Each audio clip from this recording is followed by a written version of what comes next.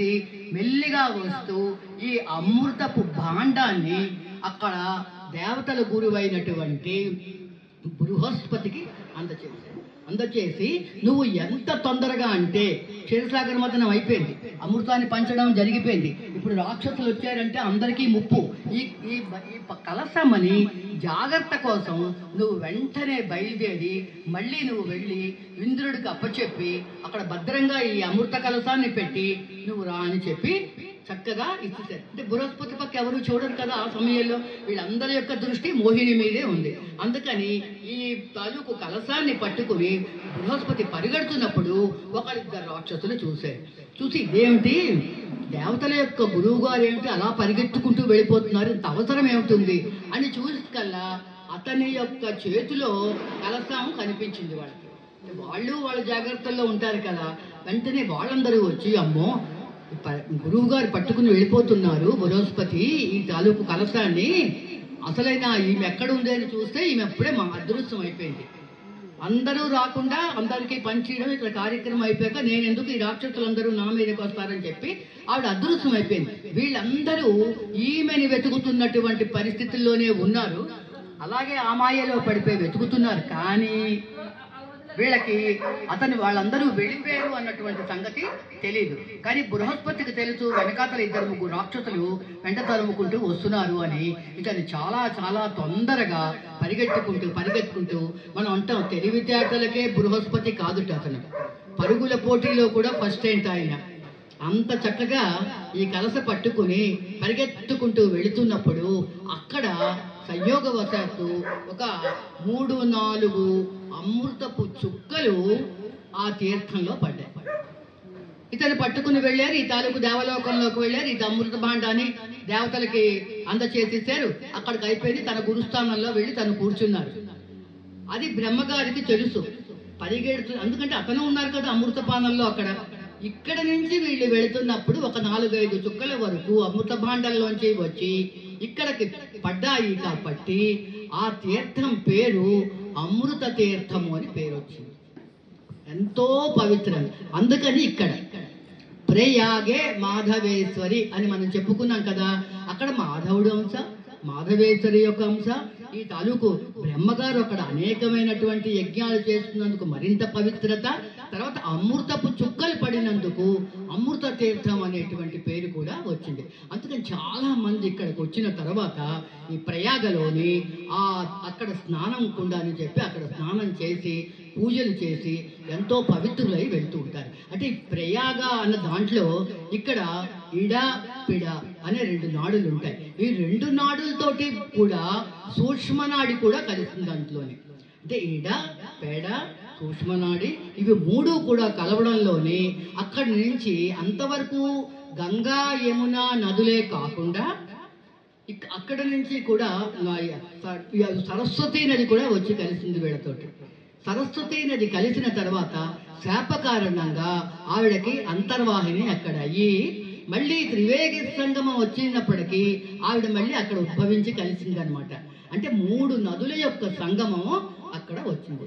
గంగా యమున సరస్వతి యొక్క సంగమం కలవడము, అమృతపు చుక్కలు పడవడము, బ్రహ్మగారే స్వయంగా వచ్చి ప్రజాపతిగా అక్కడ యజ్ఞాలు చేయడము, స్వయంగా అమ్మవారి యొక్క శక్తిపీఠము అమ్మ గౌరిగా అక్కడ వెలవడము, ఇన్ని కారణాల వల్ల దానికి చాలా ప్రశస్తి వచ్చింది. అయితే ఇప్పుడు ఈ ప్రయాగ అనేటువంటి దాంట్లో ఇప్పుడు వీళ్ళంతమంది కూడా వెళ్ళాక అక్కడ ఉన్నటువంటి స్థానంలో వీళ్ళంతమంది వెళ్ళి చేసినప్పుడు ఇక్కడ 3 నదుల యొక్క సంగమం కలిసింది కాబట్టి ఇప్పుడు మనం వెళ్తాము, కాశీ వెళ్తాము, అందరం కాశీ చాలా మంది వెళ్తారు.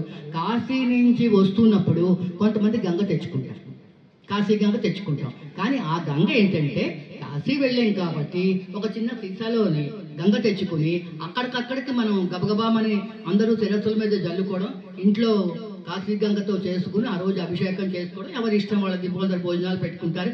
కాశీ వెళ్ళి వచ్చామని చెప్పని. ఎందుకంటే పూర్వం కాశీకి వెళ్ళిన వాళ్ళు కాటికి వెళ్ళిన వాళ్ళు ఒకటి అని. కానీ ఇప్పుడు మాత్రం హాయిగా మనకి ఎన్నో ట్రాన్స్పోర్ట్ ఉండడం వలన ప్రతి వాళ్ళు అవలీలగా వెళ్ళి వచ్చేస్తున్నారు అక్కడి నుంచి.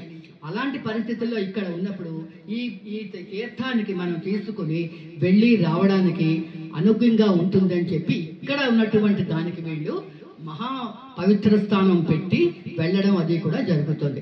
అదే కాకుండా ఇక్కడ సీతారామలక్ష్ములు వనవాసంలో వెళుతున్నప్పుడు మళ్ళీ శత్రుఘ్నుడు వచ్చినప్పుడు కూడా వీళ్ళ ఇక్కడ అంతమంది దగ్గర ఉన్నప్పుడు రాముడికి మాత్రం భరద్వాజుడు ఆశ్రయం ఇచ్చి అతనికి చక్కగా పూజ చేసి ఆదరించి పెట్టాడు. ఒక 2 రోజులు ఎంతో మాత్రమే ఉన్నారు. తర్వాత భరతుడు శత్రుఘ్నుడు వాళ్ళందరూ కలిసి వచ్చారు కదా, కైకమ్మ మొత్తం వాళ్ళంతా వచ్చినప్పుడు ఏకంగా భరద్వాజుడు ఇక్కడ అందరికీ విందే ఏర్పాటు చేశాడు. అంటే భరద్వాజ మహాముని ఈ ప్రాంతంలో ఉండి అనేక సంవత్సరాలు తపస్సు చేస్తూ ఉండేవాడు. అప్పుడు ఈ ప్రదేశం అంతా కూడా అడవి ప్రాంతంగా ఉంటూ ఉండేదన్నమాట. మరి అడవుల్లోంచి వీళ్ళు వెళ్ళారు కాబట్టి భరద్వాజ ముని అతనికి మంచి విందు కూడా, అంటే మనం ఇచ్చినటువంటి మళ్ళీ భరతుడు సేన వచ్చినప్పుడు భరద్వాజుడు ఇచ్చిన విందు వేరు.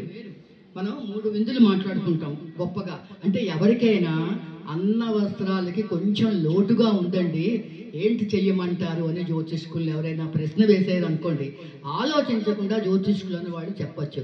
ఒకటి విందు, మహాభారతాన్ని మనం ప్రమాణంగా తీసుకుంటే విదురుడు విందు అంటే ఏమీ లేదండి అసలు, కానీ అది గొప్పది. విదురుడు విందు ఖ్యాతి పొందింది.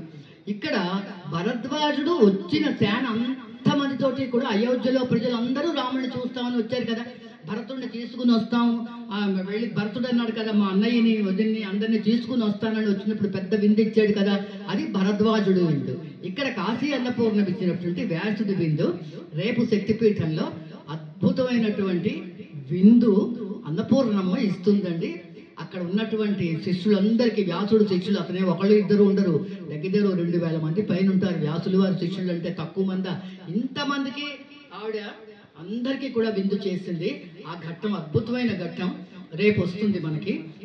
అయితే ఇక్కడ ఈ భరద్వాజుడు వీళ్ళందరూ కూడా ఒకరికి వచ్చినప్పుడు ఈ ప్రశాంతంగా ఇక్కడ నేను తపస్సు చేసుకుంటాను అన్నప్పుడు సీతారామ లక్ష్మణులు ఇటు నుంచి వెళుతున్నప్పుడు అతను పండు కాయ ఇచ్చి కేవలం వీళ్ళకి ఆహార సదుపాయాలు, అంటే దుంపలు వాళ్ళ దగ్గర అవే ఉంటాయి కదా, వ్యాన్ చేసి అతన్ని పంపించినందుకు అదొక ప్రసక్తి వచ్చింది. అయితే ఇక్కడ ఈ 3 నదులు కలిగినటువంటి సంగమం ఉంది కదా, మనం ఎప్పుడైనా సరే తీర్థయాత్రలకు వెళ్ళినప్పుడు అంటే స్థల పురాణ ఆధారంగా చేసుకుని అక్కడి నుంచి కానీ మనము గంగ తెచ్చుకున్నాం అనుకోండి, అంటే ఎక్కడ గంగ? ప్రయాగలో ఉన్నటువంటి గంగ. ఆ గంగ పట్టి మనం తెచ్చుకుని మనం కానీ భద్రపరుచుకుంటే ఎన్ని సంవత్సరాలైనా అలాగే ఉంటుంది ఆ గంగ, అది ఏమీ అవ్వదు. మనం గంగని ఎప్పుడు కూడా అసలు మన హిందువులు అన్నవాళ్ళు ఇంట్లో ఎప్పుడూ కూడా గంగ ఉంచుకోవాలి. ఒక పవిత్రమైన జాగాలో దాన్ని వేరేగా పెట్టి ఆ గంగ ఉంచుకుంటే శుచి వస్తుంది, అశుచి వస్తుంది, ఇంట్లో డెలివరీలు అవుతాయి, మరణాలు అవుతాయి, ఇవన్నీ సహజమే కదా అంతమంది ఇళ్లలో. అప్పుడు ఇంటి శుద్ధికి ఈ గంగతోటి మనం తెచ్చుకుంటాం. అంటే ఇప్పుడు 1-2 సీసాలతోటి గంగా జలం అమ్మేస్తున్నారు, ఆ సీసా కొనేసుకుంటే మన పని అయిపోతుంది. గంగా ఈ తాలూకు గ్రహణాలది వెళ్ళినా కూడా గ్రహణం విడిపోయిన తర్వాత మనం శుద్ధి చేసుకుంటాం. రాత్రి అయితే గ్రహణాలు మనం చేయలేము, అప్పుడు మర్నాడు పొద్దున్న ఇల్లు శుద్ధి చేసుకుంటాం కదా, అప్పుడు ఈ గంగతోటి అక్కడ శుద్ధి చేసుకోవడం అవుతుందన్నమాట. ఈ రకంగా తర్వాత ఎక్కడైనా సరే అంటే కొందరు స్త్రీలు తలనీలాలు అర్పించుకుంటున్నారు, అది అంటే స్త్రీలు నీలాలు ఇప్పించకూడదండి అలాగా అని చెప్పి మన పురాణం చెప్తోంది. కానీ వాళ్ళ కోరికల్ని బట్టి వాళ్ళు ఇస్తున్నారు, అది మనకి ఇప్పుడు అప్రస్తుతం. కానీ ఎప్పుడు కూడా స్త్రీలు తలనీలాలు ఇవ్వకూడదు, పురుషులకే ఆ హక్కు తలనీలాలు ఇవ్వడానికి. రోజు తలమించి స్నానం చేయకూడదండి స్త్రీలు ఎప్పుడూ కూడా. ఏవైనా సరే పసుపు రాసుకుని ఒళ్ళు కడుక్కుంటే శుద్ధి అయిపోతుంది వాళ్ళకి. ఎప్పుడో ఏ పుల్లులటమయ్యలోనో అశుచిగా ఉంటున్నప్పుడు స్త్రీలకి 4వ రోజుని స్నానం చేసినప్పుడు తల మీద స్నానము, తలంటి పోసుకున్నప్పుడు వారానికి ఒక్కసారి మనకు అది అవసరం ఉంటుంది. కానీ ఎప్పుడు కూడా శిరస్సు నుంచి ముఖ్యంగా స్నానాలు స్త్రీలకి నిషేధం. కానీ ఇక్కడ ఈ ప్రదేశంలో వేణీదానం అని ఇస్తారు. ఈ వేణీదానం అనేది చాలా అద్భుతంగా ఉంటుంది, నవ్వు వచ్చేస్తూ ఉంటుంది మనకి. ఈ పడవలు వెళ్తూ ఉంటాయి ఈ ప్రయాగ తీర్థానికి, ఈ త్రివేణి సంగమానికి మనకు కనపడుతూ ఉంటుంది. వెళ్ళి చూస్తే మనకు తెలుస్తుంది. ఒకటి నలుపు యమునా రంగు, తర్వాత తెల్లగా ఉన్నటువంటిది ఇది ఇంకా తెల్లగా ఉన్నటువంటిది సరస్వతి నది. అక్కడ సంగమం మనకి కనపడుతూ ఉంటుంది. అక్కడ వెళ్ళి ఆ కుండల్లో స్నానం చేసుకుని అక్కడ కొంచెం దూరంలో స్ఫటికంగా ఉన్నటువంటి ఆ నీళ్ళని కానీ తెచ్చుకుని మనం ఇంట్లో ప్రసిద్ధంగా పెట్టుకుంటే అది మనకి శాశ్వతమైనటువంటి గంగా. కానీ కాశీ వెళ్ళిన తర్వాత అక్కడ నుంచి ప్రసాదము, కాశీ వెళ్ళిన తర్వాత అక్కడి నుంచి గంగా మనం తెచ్చుకోకూడదు, కాశీ ప్రసాదం అని పంచకూడదు ఎప్పుడు కూడా. ఈ తెల్లవి ఉండలు వస్తుంటాయి కదా, మనం తెచ్చుకుంటాం, అలాంటివి కొందరు ఈశ్వరుడికి పెట్టి తీసుకొచ్చి అది పెడుతుంటారు. ఎందుకంటే అది ఉడకపెట్టింది కాదు, వేపింది కాదు, నీళ్ళల్లో నానపెట్టింది కాదు, వచ్చి పొడి చేసినటువంటి ఆ ఉండ కాబట్టి అది మాత్రం ఎవరైనా తెస్తే మనం తీసుకోవచ్చు. కానీ ఇక్కడ మాత్రం ఈ గంగ మనకి పవిత్రము, ఈ గంగనే మనం తెచ్చుకుని ఇంట్లో నిలవ పెట్టుకోవాలి. ఇంత పవిత్రత ఇక్కడ ఉంది కాబట్టి ఇక్కడ మాధవీదేవిగా ఈమె శక్తిపీఠంగా కూడా ఉంది అని చెప్పి ఋషులు అనుకుంటున్నారు. కాబట్టి ఇక్కడికి మనం వస్తాము. ఈరోజు చాలా చిన్న శక్తిపీఠం అన్నమాట. అంటే పవిత్రత చాలా ఎక్కువ ఈ శక్తిపీఠాన్ని చేస్తున్నాం. ఇదో ఒకటి శక్తిపీఠం. తర్వాత ఇంకా మనకి రెండవది ఏంటి, వైష్ణవి దేవి. జ్వాలాయాం వైష్ణవి దేవి అంటే ఈ వైష్ణవి దేవి జమ్మూ కాశ్మీర్ ఈ పర్వతాల దగ్గర నుంచి కూడా ముందు నుంచి కూడా ఈ నదిలాగా పుట్టుకుంటూ వచ్చి అలాగా అది మంచు పర్వతాల్లోంచి ప్రవహిస్తూ అక్కడే ఉంటుండేది. మనం జమ్మూ అండి అంటాం. ఈ జమ్మూ అన్నటువంటి పదం మనకి ఎలా వచ్చింది? మనం మొట్టమొదటి సంకల్పం చెప్పుకుంటాం కదా పూజల్లోని, జంబూ ద్వీపే భరతవర్షే భరతఖండే అని చెప్పుకుంటాం కదా.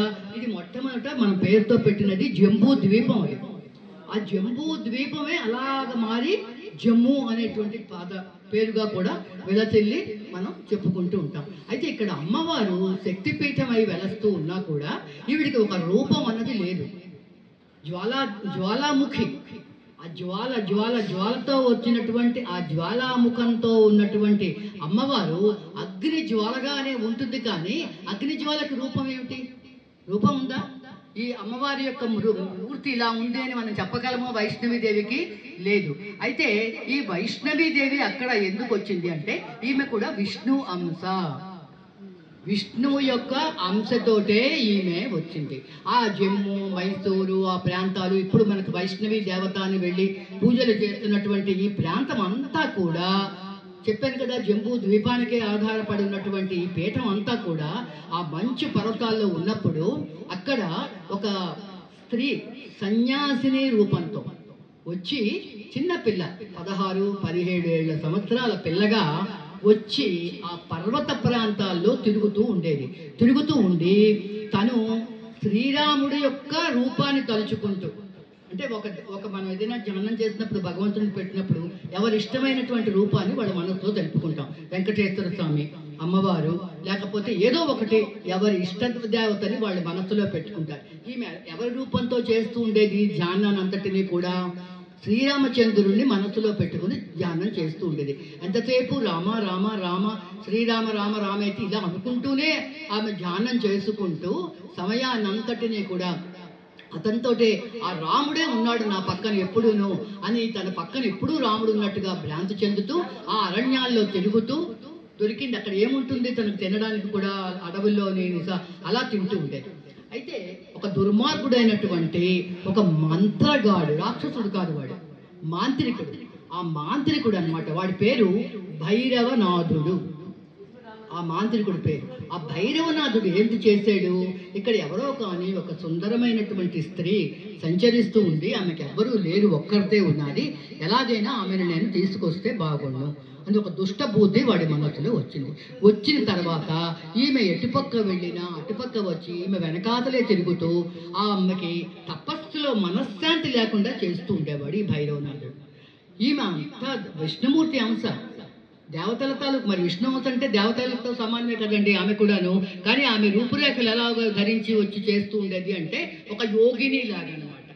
ఆమె వేషభాషలు ఒక యోగిని లాగే ఉండి అలాగ చూస్తూ ఉన్నప్పుడు ఈమెకి చాలా ఆ, ఇదేంటి ఈ భైరవనాథుడు నాకు వెంటగాతలు అలా తిరుగుతూ ఉంటున్నాడు దుర్మార్గుడు అని అనిపించుకుంటూ ఒకరోజు అక్కడ అదృశ్యం అయిపోయి తిన్నగా వెళ్ళిపోయి ఈ ఈ పర్వతానికేమో వెళ్ళిపోయింది అనమాట. ఎక్కడైతే ఈ భైరవనాథుడు రాకుండా ఉంటాడో త్రికూట పర్వతం, ఆ పర్వతం పేరు, ఆ త్రికూట పర్వతాల మీదకు వెళ్ళిపోయింది. అంటే ఏంటి, ఇంకా ఇంకా ఎత్తుగా ఉన్నటువంటి ఆ పర్వతాల దగ్గరికి వెళ్ళిపోయి అక్కడ ఎక్కడెక్కడైనా హాయిగా ఉందాం, ఇక్కడికి ఎవరూ రాకుండా అదృశ్యంగా వచ్చాను, నేను వచ్చినట్టుగా ఎవరికీ తెలియదు. ముఖ్యంగా నా మనస్సంతా రామచంద్రుడి మీద పెట్టుకున్నప్పుడు ఇతను తిరగడం ఏంటి నా కోసం అన్న బాధతో ఆమె ఏం చేసింది, చాలా చాలా తిరిగింది. తిరిగిన తర్వాత ఈమెకి దాహం వేసింది, పాపం చాలా దాహం వేసింది. దాహం వేసాక ఈమె అనుకుంది మంచినీళ్ళు తాగితే బాగుండు, కానీ ఇదంతా ఐస్ మంచు ముక్కలు కదా అన్నీ, ఎలాగ తాగుతాను, నీళ్లు లేవే అని చెప్పి తను ఏం చేసిందంటే అక్కడ తను మనస్సులో తలుచుకోగానే ఒక బాణం వచ్చింది. ఆ బాణంతో తను ఏం చేసింది, ఆ మంచుతో ఉన్నటువంటి ప్రాంతాల దగ్గర ఆ త్రికూట పర్వతం మీదకి వెళుతూ ఉంది కదా ఆమె, ఇంకా కొంచెం దూరం వెళ్తే త్రికూట పర్వతం వస్తుంది. త్రికూట పర్వతం అంతా లోపటంతా ఉండే పెద్ద కొండ గుహ, ఇంకేం ఉండదు అక్కడ, చిట్ట చీకటి అంటే ఉంటుంది, మంచు ప్రదేశం అంతా, అక్కడ ఎవరు సంచారం లేదు ఎవరు. అలా ఈమె ఏం చేసింది, తన చేతిలో ఉన్నటువంటి బాణంతో అక్కడ గట్టిగా కిందకి గుచ్చింది అనమాట. గుచ్చి నాకు నీరు కావాలి, దాహం వేస్తోంది అని అమ్మవారిని వేడుకుంది. తర్వాత రాముడిని వేడుకుంది. రాగానే అక్కడ నుంచి ఇలాగా ఒక ఫౌంటైన్ లాగా నీరు వచ్చింది. కడుపు నిండా తృప్తిగా నీరంతా తాగింది. నీరంతా తాగి అక్కడ నుంచి నెమ్మదిగా వెళ్ళి ఆ పర్వతంలోకి వెళితే అక్కడ ప్రశాంతంగా చాలా ఎత్తుగా ఉన్నటువంటి ఒక గుహ కనిపించింది. ఈ త్రికూట పర్వం తాలూకు గుహ. ఇప్పుడు మనం వైష్ణవి చరిత్ర చెప్పుకుంటున్నాం కదా, శక్తిపీఠం అని. ఇక్కడ నుంచి నీళ్లు వచ్చాయి కదా, ఈమె బాణంతో కొట్టింది కదా, అది బాణగంగా అనే పేరుతో ఇప్పుడు అక్కడ ప్రవహిస్తుంది. అక్కడ బాణగంగ. ఆ తర్వాత ఈమె అక్కడ వెళుతున్నప్పుడు కొంచెం సేపు కూర్చుని, కొంచెం అంత దూరం నుంచి నడిచి వచ్చింది కదా, ఆమె కూర్చుని అక్కడ మనస్సులో దేవుణ్ణి స్మరించుకుంటూ, అంటే శ్రీరాముణ్ణి స్మరించుకుంటూ కూర్చుని కడుపు నిండా నీళ్లు తాగి కూర్చున్నప్పుడు ఇప్పటికి కూడా ఆమె పాదాలు అక్కడ పడినటువంటి గుర్తులు, తర్వాత బాణంతో పుట్టినప్పటి నుంచి అక్కడి నుంచి వచ్చినటువంటి దాన్ని అక్కడ నుంచి వచ్చింది, ఆ బాణంలోంచి వచ్చింది కాబట్టి అది బాణగంగ. బాణగంగ అనే పేరుతో అక్కడ వచ్చింది. తర్వాత ఈమె లోపలికి వెళ్ళిన తర్వాత అక్కడ ఉండి ఈ త్రికూట పర్వతం మీద అక్కడ తపస్సు చేసుకోవడం మొదలెట్టింది. అక్కడ కొన్ని రోజులు తపస్సు చేసుకున్న తర్వాత ఏమైందంటే మళ్ళీ భైరవనాథుడు ఈమె ఎక్కడా కనపడటం లేదని అలా తిరిగాడు 2 సంవత్సరాలు తిరిగాడు ఆ ప్రాంతాల్లో.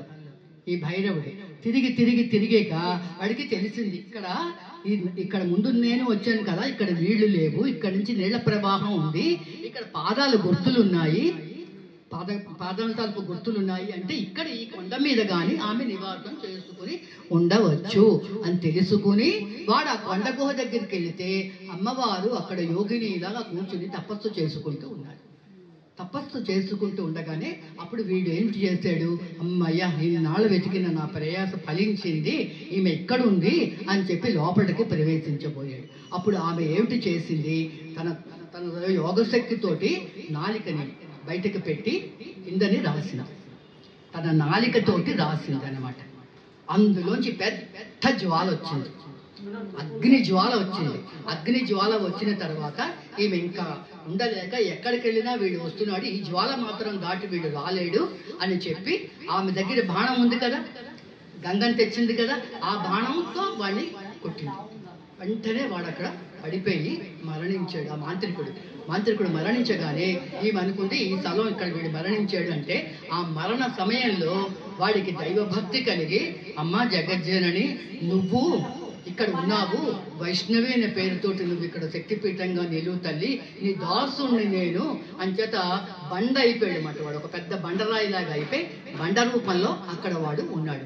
ఈమె ఏం చేసింది, ఈ జాగా వదిలిపెట్టి వెళదాము అని చెప్పి తన చేతిలో ఉన్న బాణంతో అక్కడ మళ్ళీ ఒక పెద్ద ఛేదం చేసి ఆ వెనకాతలకి వెళ్ళి అక్కడ స్థిర రూపంలో నిలబడి వైష్ణవీదేవిగా, అంటే వైష్ణవీదేవి అంటే అక్కడ ఏ దేవతామూర్తి ఉండదు, అక్కడ ఎంతసేపు కూడా అగ్ని జ్వాల పెరుగుతూ ఉంటుంది. అంతలాంటి మంచి ఇది భగవంతుడు ఉన్నాడు అనడానికి మనకి నిదర్శనం. అంత మంచి ప్రదేశం. అలాంటి మంచి ప్రదేశంలో నిప్పు అన్న పదార్థమే ఉండదు. అలాంటిది అంత పెద్ద జ్వాలతో ఉంటుంది అక్కడ. ఇంకా విచిత్రం ఏమిటంటే ఇప్పుడు మనకి బోల్డ్ మంది భక్తులు వెళ్తున్నారు. పూర్వం అసలు అక్కడ ఒక దేవాలయం ఉంది, వెళదాము అని అనడానికి ప్రయాణ సాధన లేవు. ఎక్కడది? కృతయుగం అయిపోయింది, ద్వాపర యుగము, తర్వాత త్రేతాయుగం, ఇన్ని యుగాలే, కలియుగంలో ఉన్నాం.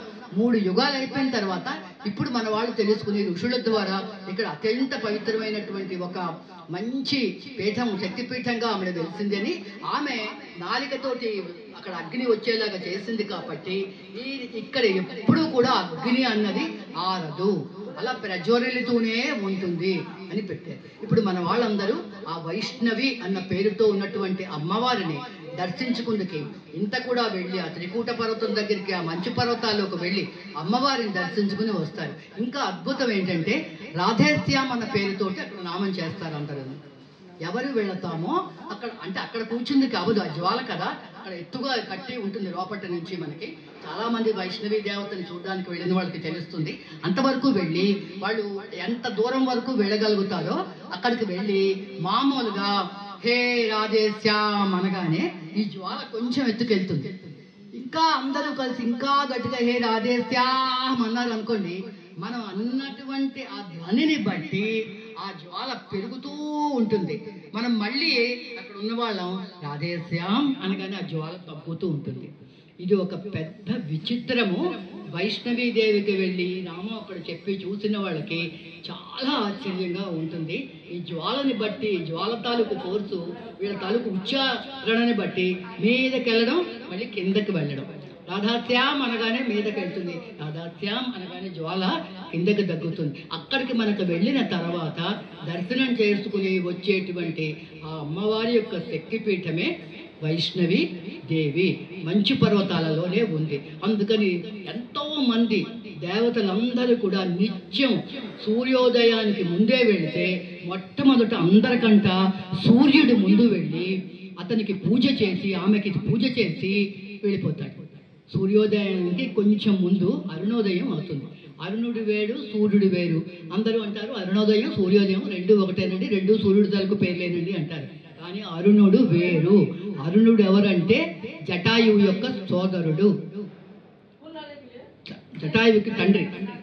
అంటే వాళ్ళిద్దరూ కూడా జటాయువు సంపాతికి వీళ్ళు పుట్టారనమాట.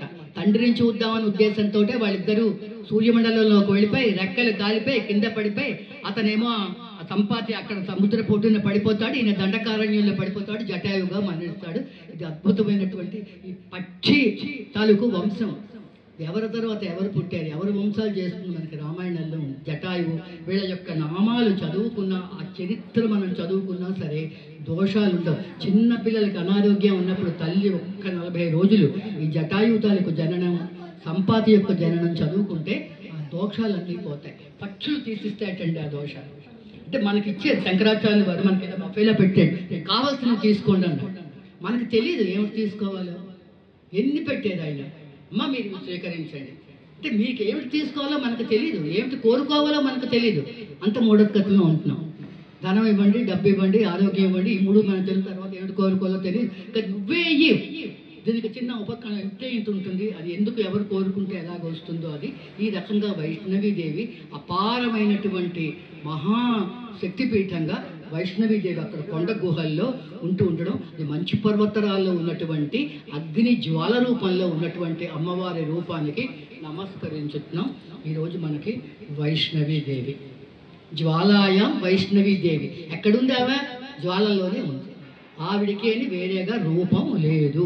పాదగయ ఇక్కడ పాదాల దగ్గర ఇక్కడ ఉంటుంది కాబట్టి అక్కడ చరణ పాదుక, ఆవిడ చరణాలు ఉన్నాయి కాబట్టి పాదుకలు, చరణములు అన్న పేరుతోటి వస్తుంది.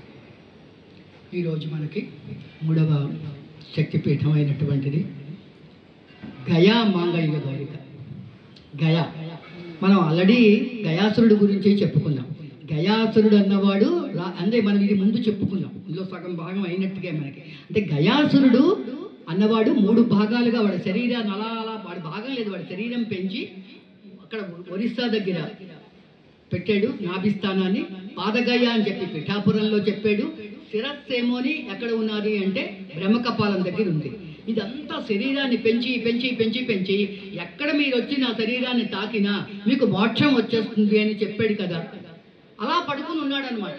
ఈ వెళుతున్న వాళ్ళంతమంది కూడా ఎవ్వరవని ఏ జీవైనా, చీమ, దోమ, నక్క, కుక్క అయినా సరే ఇతన్ని వెళ్ళి ముట్టుకుని వెళితే వాళ్ళకి మోక్షం పొందిపోతుంది. మొత్తం అందరి మోక్షం మోక్షం మోక్షమే. కానీ ఇక్కడ అన్ని లోకాలు కూడా మొత్తం బంధించబడి ఉన్నాయి. ఇలాంటి తారకాసురుడికి ఇలాంటి వాడు ఈ గయాసురుడు ఇక్కడ ఉన్నటువంటి ప్రాంతంలోని వీడు నిద్రపోతూ ఉన్నాడు అనమాట. ఎప్పుడో కూడా ఎప్పుడైతే ఈ గయాసురుడు అక్కడ ఉన్నాడో, మంగళ్య గౌరిక అని చెప్పేసి అక్కడ ఉంటూ ఉంటాం కదా, ఇక్కడ యజ్ఞం చెయ్యాలి అని చెప్పి అనుకున్నాడు బ్రహ్మగారు. యజ్ఞం చెయ్యాలి అంటే వాళ్ళకి ఒక జాగా కావాలి. ఆ జాగా ఎక్కడ ఇస్తారు, ఎవరిస్తారు అంటే గయాసురుడికి ముక్తినివ్వాలి, అతనికి ఇంకా తగ్గించాలి మనం అనుకున్నాం. ఆ గయాసురుడి యొక్క ముక్తి తనకి ఇవ్వాలి, మనకి యజ్ఞం చేసుకుందుకు కూడా వీలు కావాలి అన్న ఉద్దేశంతో ఇక్కడ మనకి ఈ యజ్ఞ తాలూకు వాటిక మీద పెట్టాలి. ఎక్కడ అనగానే బ్రహ్మదేవుడు అడిగాడు, నువ్వు అడిగావు కదా అందుకని చెప్పి అతని తాలూకు జాగా అడగండి, అతని తాలూకు గుండెల మీద మనం యజ్ఞం చేసుకుంటాం. అది కూడా చెప్పుకున్నాం నేను. ఆ గుండెల మీద వీళ్ళు యజ్ఞం చేసుకుందుకు ఒప్పుకుంటే అతను అన్నాడు తీసుకోండి అని అనుజ్ఞ ఇచ్చాడు. వీళ్ళు యజ్ఞ మండపాన్ని ఏర్పాటు చేసుకుని యజ్ఞం తీసుకుంటున్నారు. అయితే ఇక్కడ మనకు ఒక శిల కావాలి, అంటే రాతిని పెట్టాలి. అయితే కదులుతున్నాడు పాపం, మంట మండిపోతుంది. నిన్నంతా చెప్పుకున్నాం మనం ఇదంతా, అందుకే ఇవాళ మూడు పెట్టుకున్నాను అన్నమాట. ఇది అంతా జరిగిన పురాణం అని. ఈ తాలూకు ఎలాగైనా సరే మంటలు మండించేస్తున్నాడు, కదిలిపోతున్నాడు, శరీరము కదలకుండా ఉండాలి ఎలాగా అని చెప్పి ఆలోచనతో వీళ్ళు ఆలోచించుతున్నప్పుడు వీళ్ళెంతమంది కలిపి ఏమిటి చేశారు, గయాసురుడిని వేడుకుని, గయాసుర నువ్వు కదిలిపోకుండా ఉండాలి అంటే అతను విష్ణు అభిలాషి, నా మీద అగ్నిహోత్రం పెట్టి బ్రహ్మగారు యజ్ఞం చేస్తున్నారు, కదలకుండా నేను ఉండలేకపోయాను, నాకు ఒక రాయి కావాలి అని అడిగాడు. అంటే ఆ రాయి పెట్టి నొక్కండి. ఆ రాయి ఎలా నొక్కాలి, రాయి కావాలి కదా, ఏ రాయి పెట్టి ఆ రాయి తీసుకోలేరు కదా. ఇప్పుడు విష్ణు అంటాడు, ఇది మనకి గయా మాంగళ్య గౌరికాల వస్తున్నటువంటి విషయం అనమాట. ఇప్పుడు వీళ్ళకి ఒక యమధర్మరాజుకి ఒక సోదరి ఉంది, ఆమె పేరు ధర్మవ్రత. ధర్మమే ఆవిడ యొక్క వ్రతము, నిత్యం ధర్మాన్ని. అయితే ఈమెని యమధర్మరాజు మరీచి మహామునికిచ్చి వివాహం చేశాడు. మరీచి మహామునికిచ్చి వివాహం చేసిన తర్వాత అతను ఏమిటి చెప్పాడంటే, నేను ఎప్పుడైనా సరే నిద్రపోతున్నా, ఏదైనా పనిలో ఉన్నా నన్ను మాత్రం నువ్వు లేపడానికి వీలేదు, నువ్వు ఎప్పుడైతే లేపించావో అప్పుడే నువ్వు ఇంట్లోంచి వెళ్ళిపోవాలి అన్న డైవర్స్ ఇచ్చేస్తున్నాను అనమాట, మన భాషలో చెప్పాలంటే. అంటే ఆమె పాపం ధర్మవ్రత. యమధర్మరాజు అంటేనే ధర్మానికి. అతనికి ఏమండి నీకు లంచం ఇస్తాను, నీ కొబ్బరికాయ కొడతాను, అందు రేపు బతికించంటే బతికించాడు. అతను నిష్పక్షపాతంగా అతను వర్క్ చేసుకు వెళ్ళిపోతాడు. అందుకే ఎవడు అమరుకు పూజ చేయడు, అతను ఏమి ఇవ్వడు మనకి, ఒక్క మరణం తప్ప. ఎందుకు ఎవరు చెయ్యరు, ఎవరు యమధర్మాలకు పూజ చేయడు. అలాంటి అతనికి చెల్లెలు ఈవిడ కూడా ధర్మంగానే నిలబడ్డాది. మరీచి మహాముని దగ్గరికి తను వచ్చింది, నేను ఏమిటి తప్పు చేశాను అని అందామని అడిగింది. అయితే అతను ఏమిటి చేశాడు, సంధ్యావందనం చేసుకోవాలి, సాయంత్రం సమయం అయిపోతుందని. సూర్యుడు వస్తూ ఉంటే ఇతను అర్ఘ్యం ఇస్తాడు రోజు. ఆ రోజు నిద్రపోతున్నాడు లేవకుండా మరీచి మహాముని, మనవుల్లో ఒకడు అతను.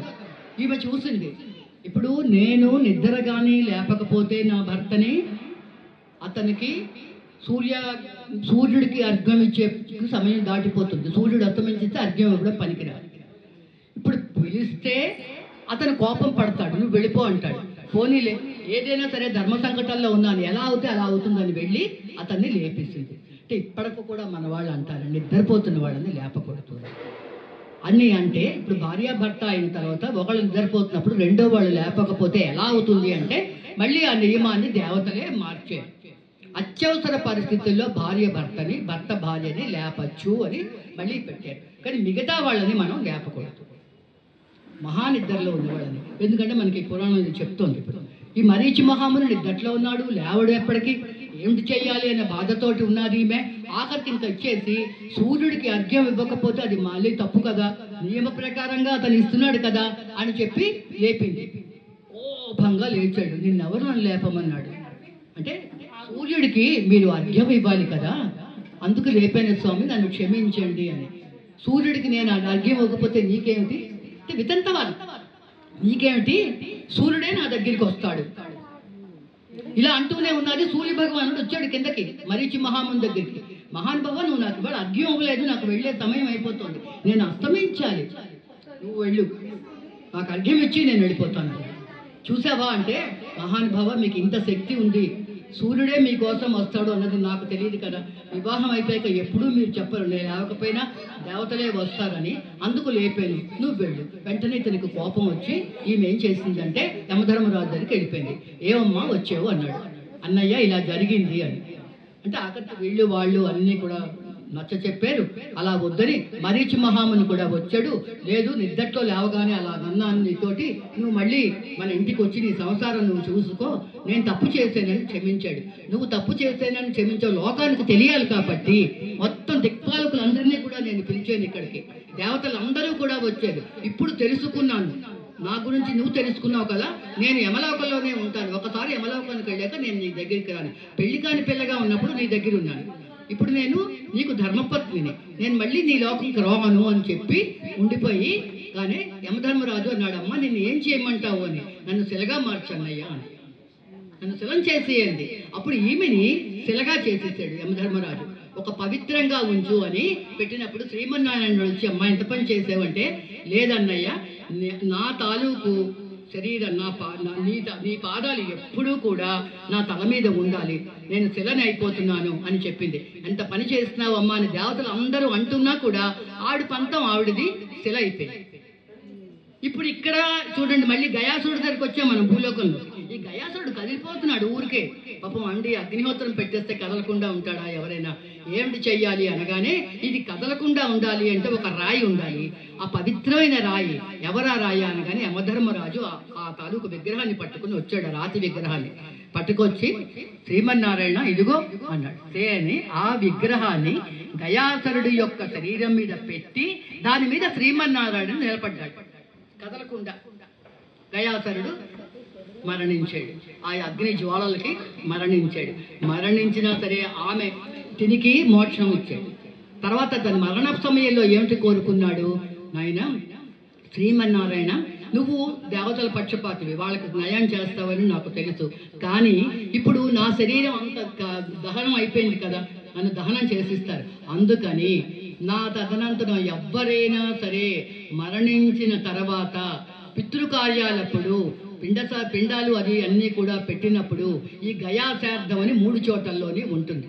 అది ఎక్కడ ఉంటుంది మనకి, మనం చెప్పుకున్నాం కదా, బ్రహ్మకపాలము, అక్కడ దాక్షారం అక్కడ ఉన్నది కదా, అది దాక్షార భీమేతరుడు అది మనం చెప్పుకున్నాం కదా, అక్కడ ఓంఝాణం, అక్కడ ఒరిస్సా ప్రాంతం, అక్కడ ఈ 3 జాగాల్లోని ఎవరైతే వాళ్ళ పితృదేవతలకి పిండ ప్రధానాలు చేస్తారో వాళ్ళకి కనీసం ముక్తి ఇవ్వు అన్నాడు.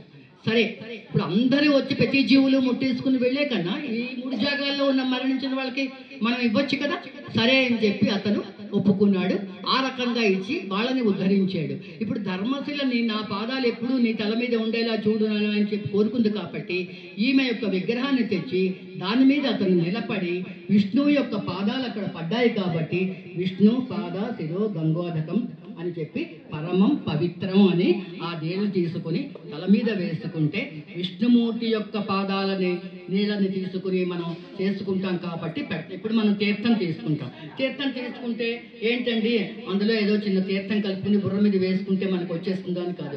దేవాలయంలో చూడండి, అక్కడ శతకోపం పెడతారు. శతకోపం పెట్టినప్పుడు దాని మీద ఏమిటి ముద్రలు ఉంటాయి. శివుడైతే శివు యొక్క పాదాలు ఉంటాయి, తర్వాత లేదా విష్ణువు అయితే విష్ణువు యొక్క పాదాలు ఉంటాయి, అమ్మవారైతే అమ్మవారి పాదాలు ఉంటాయి. ఏ దేవాలయానికి ఆ పాదాలు ఉన్నప్పుడు వాళ్ళ మీద శతకోపం పెట్టినప్పుడు వాళ్ళ పాదాలు మన శిరస్సు మీద ఉంటాయి కదా, అందుకు శతకోపం పెడతారు. అందుకే ఎవరైనా సరే శతకోపం పెట్టకపోయినా దేవాలయంలోకి వెళ్ళాక అమ్మ మాకు శతకోపం పెట్టండి మేము వెళ్ళిపోతామని ఆ తీర్థాన్ని వాళ్ళు ఇస్తారు. ఆ తీర్థాన్ని మనం స్వీకరించి అది పెట్టుకుని అందుకని ఇలా ఈ నియమాలు పెట్టిన తర్వాత ఏదో మనం వెళతాం చేసేస్తూ ఉంటాం వచ్చేస్తూ ఉంటాం. తర్వాత ఇప్పుడు శక్తిపీఠాలు మనం ఇన్ని చదువుతున్నాం, వాళ్ళు అదే అంటారు, అంటే దేవాలయం వెళ్ళాక వెంటనే వెళ్ళిపోకండి, ఒక్క 2 నిమిషాలు కూర్చోండి, అక్కడ ఆ వైబ్రేషన్ వస్తూ ఉంటుంది. ఆ వైబ్రేషన్ మీద మనం అక్కడ కూర్చున్నప్పుడు మన శరీరంలోకి ఆ తరంగాలన్నీ కూడా ఎక్కుతాయి అన్నమాట.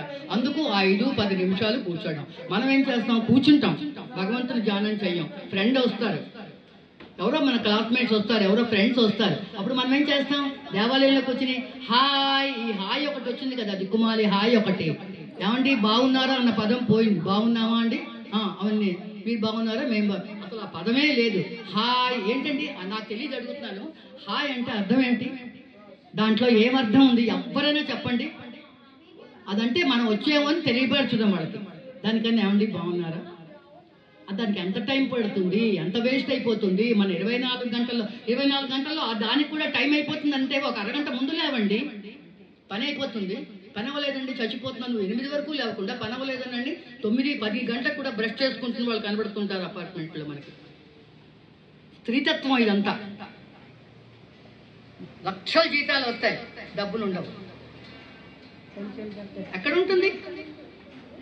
లేదు, మనకి మనమే తగలెట్టుకుంటున్నాం నిజంగా అనాలంటే. అంటే మనం నెగిటివ్ మాట్లాడినట్టు అవుతుంది. మనకి ఎందుకు వచ్చింది? ఈ రకంగా మనం చూస్తున్నప్పుడు ఆ అమ్మవారి దగ్గర ఒక్క నిమిషం, అమ్మవారి దగ్గరికి వెళ్తాం కదా, ఒక నిమిషం అంతే, అంతకన్నా ఎక్కువ కలిలేదు. అప్పుడు అక్కడ ఉన్నటువంటి అందులో శక్తిపీఠాలు ఋషులు చెప్పారు, ఆశ్చర్యపోయారు. ఇక్కడ ఇన్ని ఉన్నాయా అని పెద్ద పెద్ద వైజ్ఞానికులు చెప్పారు. ఆ వైబ్రేషన్ అండి అక్కడ ఆరోగ్యం ఉంటుంది అని. ఇప్పుడు మనకి ఇంకా చాలా చాలా కుర్తాళం ఉందండి. కుట్టాలం కూడా అది పీఠాధిపతులు అంటే చిన్న చిన్న ఉపపీఠాలు. అక్కడ ఉన్నటువంటి జల ప్రభావంలోంచి అనేక రకమైన ఔషధాల నుంచి వెళ్తుందని చాలా మంది మానసిక వ్యాధులు, చికాకులు అదే ఉన్నవాళ్ళని అక్కడ కొన్నాళ్ళు ఉన్నాక కుట్టాలం పీఠాధిపతి అండి. నిజంగా ఆయనకి మనస్ఫూర్తిగా ఎప్పుడూ నేను మర్చిపోను. అతను పిలిచి నన్ను ఆశీర్వదతను చేతి వెళ్ళారు. ఎంతో మంది ఆరోగ్యవంతులే తిరిగి వస్తున్నారండి. అతను ఉన్ననాళ్ళు ఆ పీఠానికి దోక. మిగతా పీఠాలన్నీ మనం పెట్టుకుంటాం, బోల్డ్ మంది పీఠాలు ఎందరో ఉన్నారు, అవన్నీ మనకు అనవసరం. కానీ కొంతమంది పీఠాలు పెట్టారంటే నిజంగా అక్కడ పీఠం తాలూకు శక్తి ఉంది, అమ్మవారు ఉంది అన్నది మనకి తెలుస్తుంది. ఈ రకంగా వైష్ణవీదేవి యొక్క వ్యాప్తి మనకి వెళ్ళి అమ్మవారు అక్కడ మంచు పర్వతాల్లో ఉన్నా కూడా భక్తులు ఎంతో కష్ట నష్టాలకు వచ్చి అక్కడికి వెళ్ళి అమ్మవారి దర్శనం చేసుకుని ఆవిడ ఆశీర్వచనం చేసుకుని వస్తున్నారు. ఈరోజు మనం వైష్ణవీదేవిది కూడా కంప్లీట్ చేసుకున్నాం. రేపు అద్భుతమైనటువంటిది ఆఖరి శక్తిపీఠాలు 2. అవి 2 ఏమిటంటే కాశీ విశాలాక్షి, రెండవది రెండవది ఏంటంటే సరస్వతి, కాశ్మీరేతు సరస్వతి. అవి 2 మనం పూర్తి చేసుకున్నాం. మీ అందరూ వచ్చారంటే రేపటితోటి శక్తిపీఠాలు ఉపసంహరణ కూడా మనం పూర్తి చేసుకుందామండి. స్వస్తి ప్రజానం పరిపాలయంతం న్యాయేన మార్గేణ మహీమహీసం గోబ్రాహ్మణేశం భవంతు లోకా సమస్త సుఖినో భవంతు, లోకా సమస్త సుఖినో భవంతు. అది ఇక్కడ 1 minute మీకు ఇందాక చెప్పాను, మనకి కావాల్సింది ఏమిటో అది మనకు తెలియదు అని. అది 2 నిమిషాలు. ఎవరు మనకు గురువుగారు రాలేదు కాబట్టి వినడానికి బాగుంటుంది, మంచిది కూడా. ఉపమన్యుడు అని ఒక కుర్రవాడు, 5 ఏళ్ల వాడు. తల్లి చాలా పెద్ద, తండ్రి లేడు. ఎవరో ఇచ్చినవి తింటూ ఇంట్లో పని చేసుకుంటూ పాపం వాళ్ళు ఇచ్చింది తిని తను తినక పిల్లడిని పెంచి చేస్తుంది.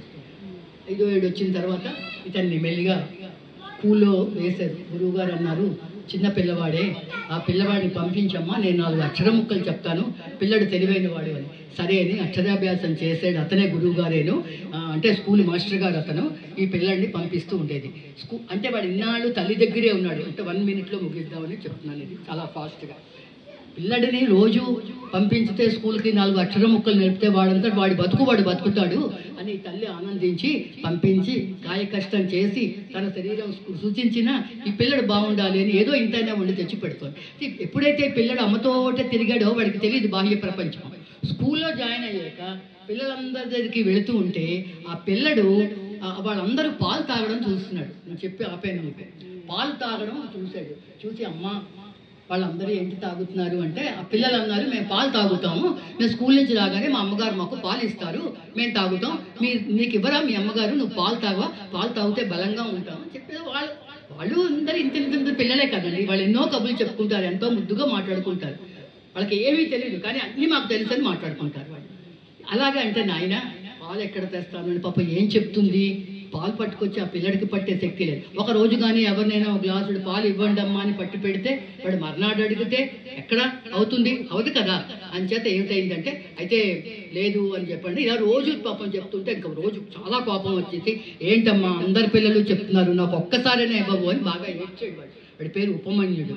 అంటే వెంటనే తల్లి ఊరుకో అని చెప్పి ఇంకా కోపం వచ్చి తన స్థితికి బాగా బాధపడి పిల్లవాడు పాలు అడిగితే ఇవ్వలేని తల్లి జన్మ నాది అని బాధపడుతూ ఆ కచ్చని మనస్సులో ఉంచుకుని దెబ్బలాడింది అనమాట.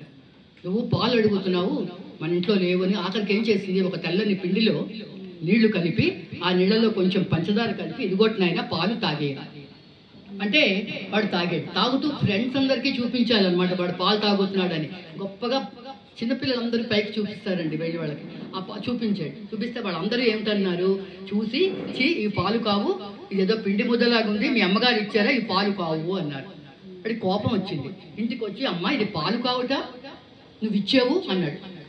అవును అన్నాను. వాళ్ళందరూ వెక్కిరిస్తున్నారు, నాకెందుకని ఆ గ్లాసు వెరక్కొట్టాడు అక్కడి నుంచి. ఆ ఉన్న పిండి ముద్ద అంతా ఎక్కడెక్కడో పడిపోయింది. ఏడుస్తూ ఉంటే నీకంతే, నీకు పాలు కావాలంటే వెళ్ళా భగవంతుడిని అడుగు పో అంది దుఃఖిస్తూ ఆమె. వెంటనే వెళ్ళిపోయాడు బయటికి. ఎక్కడున్నాడో భగవంతుడు, నేనే వెళ్ళి పాలు అడుగుతాను, నువ్వు ఎప్పుడు ఇవ్వటలేదు చీచి అన్నాడు. వెళ్ళిపోయాడు బయటికి. వెళ్ళిపోతుంటే అలా నడుస్తున్నాడు. భగవంతుడు ఎలా ఉన్నాడు, అందరినీ అడుగుతున్నాడు భగవంతుడు ఎక్కడుంటాడు. అమాయకత్వం. 5వ ఏడు వెళ్ళి 6వ ఏడు ఎంటర్ అయింది వాడికి. స్కూల్లో వేసారు ఇంకా అప్పుడు. లేదు భగవంతుడు ఎక్కడున్నాడు, వెళ్ళాడు, ఎక్కడా లేడు.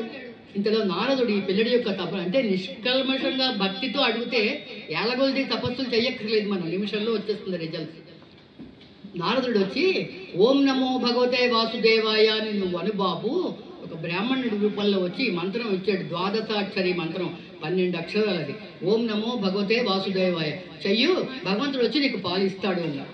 అంటే సరే అన్నాడు. ఎక్కడంటే ఎక్కడే మొదలెట్టన్నాడు. నారదుడు మాయమైపోయాడు. శ్రీమన్నారాయణకి వెళ్ళి చెప్పాడు, ఆ పిల్లడు తపన చూడంటే వాడు కారణ జన్ముడు, వాడి దగ్గరికి వెళ్ళను అన్నాడు. వాడు ఓం నమో భగవతే వాసుదేవాయ అంటున్నాడు.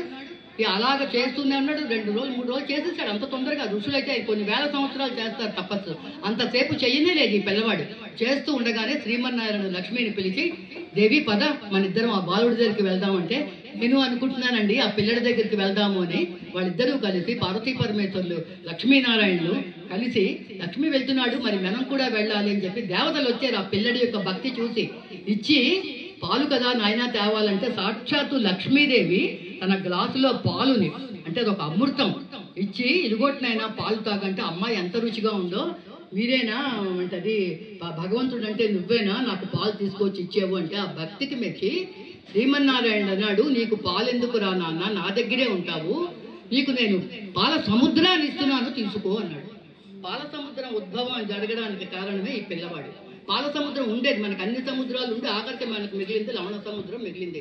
పాలు అన్నీ కూడా అమృతాలు అన్ని సముద్రాలు కూడా అయిపోయాక నేను అందులో శేషసాయి మీద పడుకుని ఉంటాను, లక్ష్మీదేవి ఉంటుంది, నా పక్కనే నువ్వు ఉంటావు, నీ తల్లి కూడా మనతో స్వర్గానికి వస్తుంది, ఇక్కడే ఉంటుంది అని చెప్పి ఈ పిల్లడికి అక్కడ స్థానం ఇచ్చాడండి ఆ ఉపమన్యుడికి. వాడు ఏమిటి అడిగాడు, ఏమిటి చేశాడు, అంత భక్తితో అడగగానే మామూలు పాల కోసం నల్లరి పెట్టిన పిల్లడి కోసం అని చెప్పి స్వామి ఏకంగా పాల సముద్రాన్ని ఇచ్చాడు. అంటే ఏంటంటే మనం ఏమిటి కోరుకుంటామో మనకి తెలియదు, అందుకని మనం కోరుకునేటప్పుడు కూడా స్వామి నీకు తెలుసు, పిల్లకి పెళ్ళి అవ్వాలి, అదేమీ అసహజమైన కోరిక అయిపోతుంది.